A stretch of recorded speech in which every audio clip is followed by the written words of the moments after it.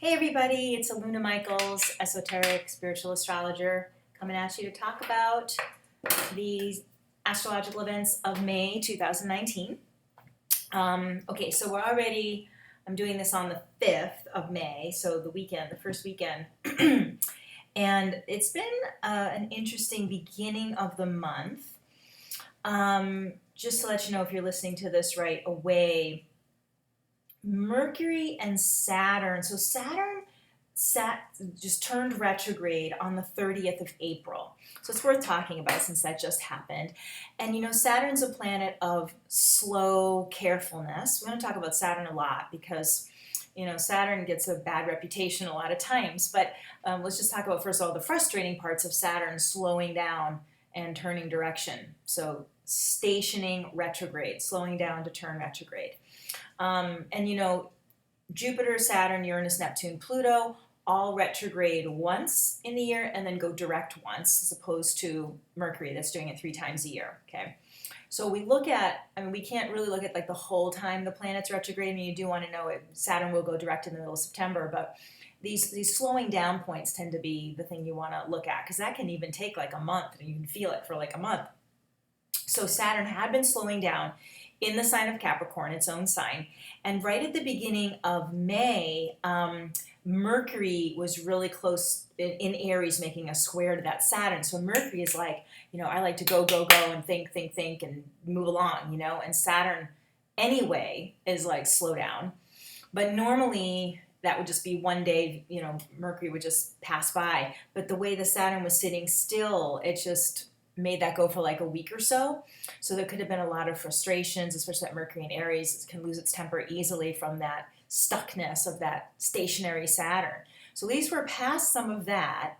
And but one of the good things about Mercury working with Saturn like that is being able to see your mental patterns, or see your thought patterns, or see communication issues like, there that is again. It can slow it down enough to not blow past it, but to say, well, this is a thing. And how could I correct and realign this? Because Saturn, like I was saying, Saturn getting a bad reputation, it also is about this realigning process. And planets, like when Saturn is working with the personal planets that move really fast, like Mercury, even Mars, Venus, and all that, it helps you to see the patterns normally that you just go, and it's over, So the stationary Saturn can be really good.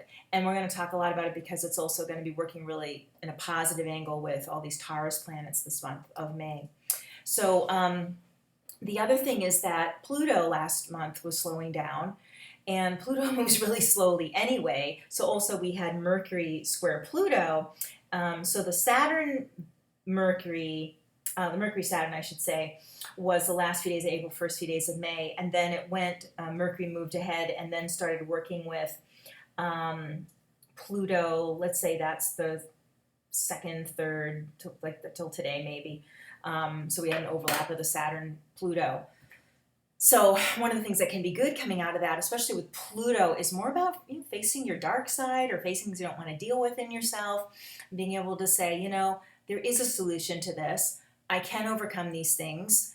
Also, Saturn and Pluto, the way they're sitting still right now, can say, I have control over these things. Sometimes when those planets are slowing down, the problems, the blocks in you, because Saturn and Pluto really represent kind of big issues in our lives.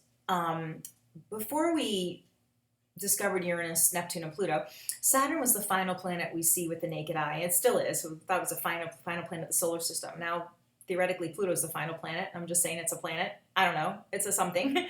But this idea that Saturn and Pluto have this, like this is all there is. There's no more than this, or it's in my way, or I can't get past it, or I've got to live with this.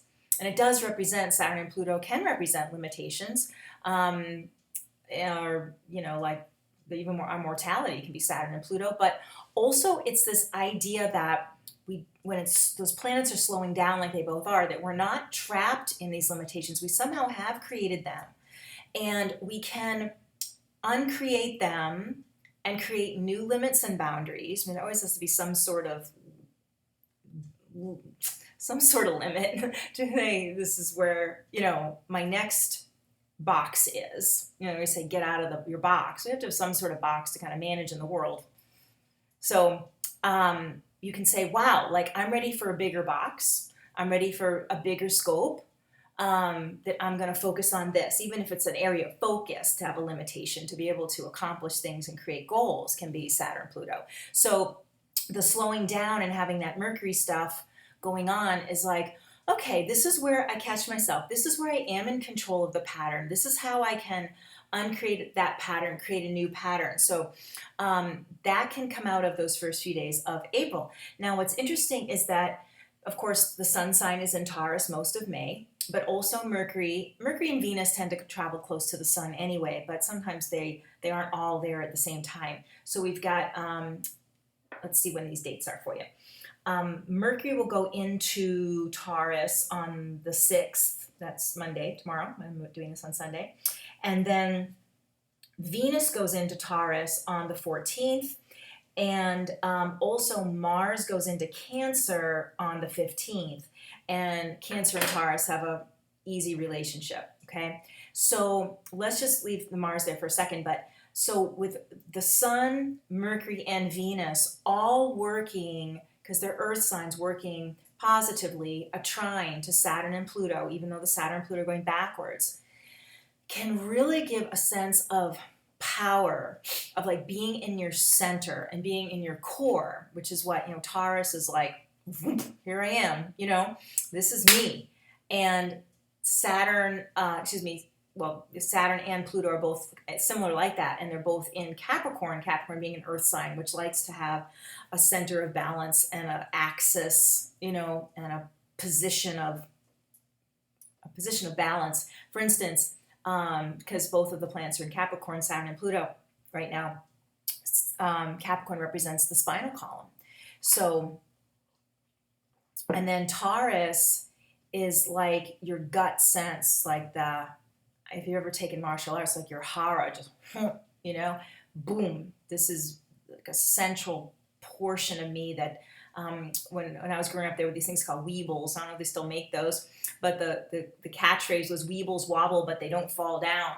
So this idea of Taurus can be that sense that you're not going to rock over or go over, and you can just come back to the center point that you can trust. You'll always come up and be at center, which is kind of a Taurian idea, and also in a way a Capricorn idea.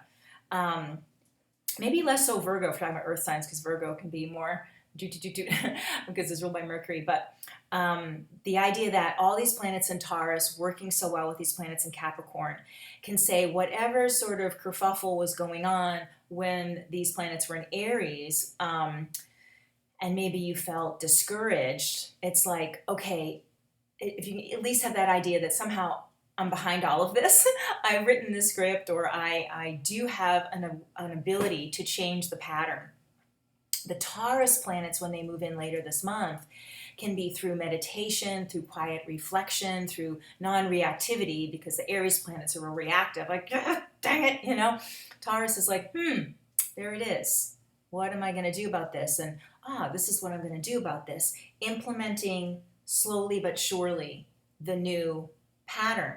And I've been, I study a lot of neuroscience and brain science stuff, and last week there was this brain science summit, and one of the people, Deb Dana, who's just wonderful, love you, Deb, she was saying about the vagus nerve, how you retrain brain science and the vagus nerve coming from the fight or flight part, and having the vagus nerve open up to safety and connection.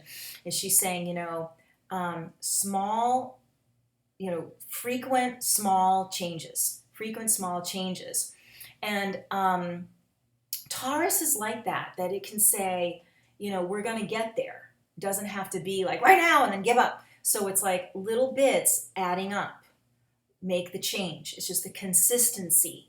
And Taurus has the patience to make the big shifts, because if it's going to be a long-lasting shift, you just taking your time is good. And noticing small changes, incremental changes, to not overlook the incremental changes. Whereas, again, Aries can get impatient with that sort of stuff. So that's why this month is so great about changes in relationship, making goals, and taking small steps every day toward goals, whether it's getting a new job or changing something about yourself or whatever it is. So having like a progress journal, gratitude journals right now can be really wonderful too, as all the time. The other thing that is interesting, kind of backtracking a little bit, is that Uranus, of course, is in Taurus. So as the sun already went into Taurus and worked with Uranus, but as Mercury and Venus do that, Mercury passes by the planet Uranus on the 7th, 8th, and Venus does it, like, say, the 17th, 18th, 19th of May. Those planets, the Uranus is more like, oh, like it's a big idea. And that's what can be kind of interesting, like, I've got the plan, that's what I'm going to do. And then, because Uranus is so sudden, and then it sort of drops back into the Taurus planets working with the Saturn, Pluto, more patient, more incremental. So that's why just getting a great idea or kind of sitting and saying, what would be the one thing I could do, or what's my next step here that puts me on that path? And the sense of inspiration can be the way the Taurus planets are connecting with Uranus. And let's see, the other thing, going back to Mars being in the sign of Cancer, also working with Uranus, that would be around the 20th, 21st. Mars moves slower, so it's not going to work with with Saturn and Pluto yet. We'll talk about that next month. But the Mars with Uranus can give, it just continues to give a boost to whatever plan you have in action and the small incremental changes you want to implement. But Mars does work with the Venus and Mercury sign, both being in Taurus and the Mars being in Cancer. So that's great for new friendships, new relationships, new activities like fitness activities and things. Again, making a kind of, I'm here in Florida now, but I know so many of my friends are in New England or Detroit, and it's like still cold, 40 degrees and rainy. And so even as maybe these planets like Mars moving into Cancer and stuff and working with all these Uranus and all that, could be like boom, like a sudden spring, or this feeling that I want to come out of a slumber or have a fitness plan or get out and see people more now that it's warmer. So it can bring that yay, in general, wherever you live in the world, you can feel that yay kind of feeling with Mars working well with the personal planets like that. It isn't just thinking about it, it's like we're doing it.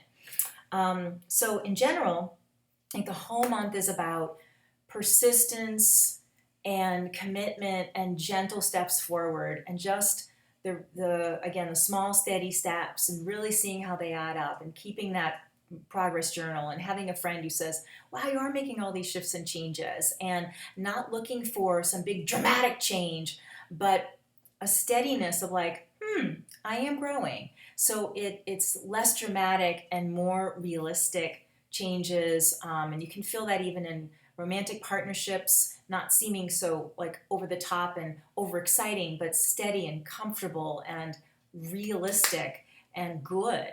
And same with career moves and spiritual growth. It's not like a fireworks time. It's more like this can really integrate into my real life. I'm really implementing these things in a viable, strong way. So that is your information for May 2019. Just let you know, someone put my YouTube comments last month, making sure if you want to get a personal reading from me, you come to my website, alunamichaels.com, or 248-583-1663. I repeat that number in the description of my video. That's my phone for texting or calling if you want to get a private session from me. Also, there's my astrology book. I always forget to have it to show you, but the Spiritual Gifts of the 12 Astrological Signs is available. You can contact me through my website to get a PDF of that, or it's on Amazon Kindle. So have fun this month, enjoy yourself, and relax in that delicious kind of Taurian energy. Oh, I had one more thing to tell you. Almost forgot. The Sun and Mercury are going to be traveling close together as the Sun moves through Taurus into Gemini. And that's just, again, really fun for friendships and fun stuff like that. But it's a lot of intuitive awarenesses, again, that and that can come from taking note of these changes, and you get kind of re-inspiration. And that's going to be from like the 19th to the 24th or so. So there's, again, this balance of the slow and steady, but like, look, it's good, you know. So that's just a fun little pick me up, and it's not just do do do, you know. There's a pizzazz mixed into the do do do this month. So okay, so I will see you next month, and bye bye for now.